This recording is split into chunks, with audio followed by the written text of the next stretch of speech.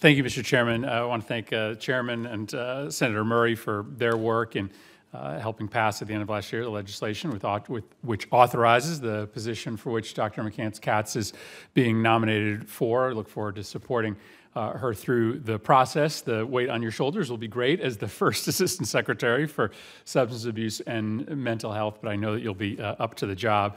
I wanted to ask you a question about a subject that we talked about in my office, and that is the sections of the bill which authorizes your positions on the issue of parity, of making sure that insurance companies are covering mental illness. The President's Commission on Combating Drug Addiction and the Opioid Crisis just released their interim report, and in it are recommendations on increasing parity enforcement, especially when it comes to these non-quantitative treatment limitations.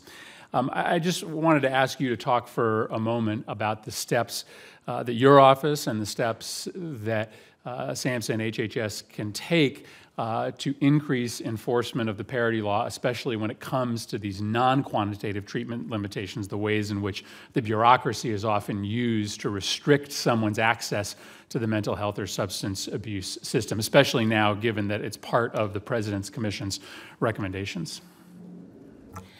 Thank you, Senator Murphy, for that question.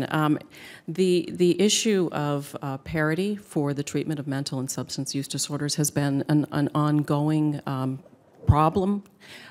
We hear frequently about families and their loved ones who cannot access the care that they need for any number of reasons, but the inability to access payment for those services that they need is certainly a very common theme that is unfortunately heard too much.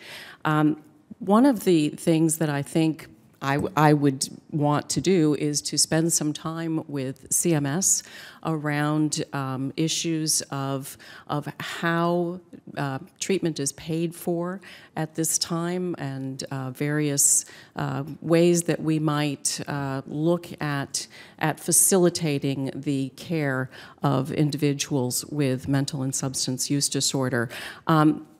Often there are not a lot of treatment options available, and so when there's not a lot of treatment options available, there tend to be limits placed that are not appropriate, but are placed because there's not as much, because insurers and payers are not as familiar with those interventions. By working collaboratively with CMS, I think that we can come up with some different ways of paying for services and different kinds of services. So what do I mean by that? There are often two types of treatments, hospitalization or a community outpatient program. But what we need are levels of care. And those levels of care can be very difficult to get services paid for. There are economies and efficiencies to be had, and they can be less costly. I just want to get another question. So I appreciate that. I just would recommend to you that you have new enforcement powers under this piece of legislation. So working collaboratively with CMS is great, but you have new enforcement powers, guidance that you can issue, audits that you can conduct along with other partners named in the legislation. And I look forward to working with you on that. Senator, I look forward to your guidance. This would be something that would be very important for me to be made aware of, and I will certainly do those things. Thank you very much. Dr. Adams, you have an impressive list of organizations that have endorsed you. Two of them are the American Public Health Association and the American Medical Association, both of which have listed the epidemic of gun violence in this country as a public health hazard. I appreciate our conversation about that, in which you noted that you yourself are a gun owner. And I wanted to ask you about the ability of your office, the ability of you as Surgeon General to address this issue as a public health hazard, as it has been named by several of the leading public health and medical organizations in the country. Thank you very much for the question, Senator, and I appreciate the opportunity to speak with you and your staff. As I did mention to you, the caveat is that I am a gun owner and I have my lifetime gun permit.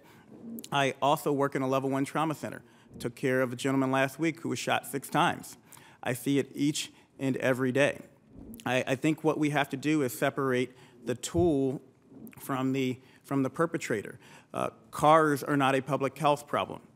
Car accidents are a public health problem. Guns and gun owners aren't inherently a public health problem, but the violence that results absolutely is.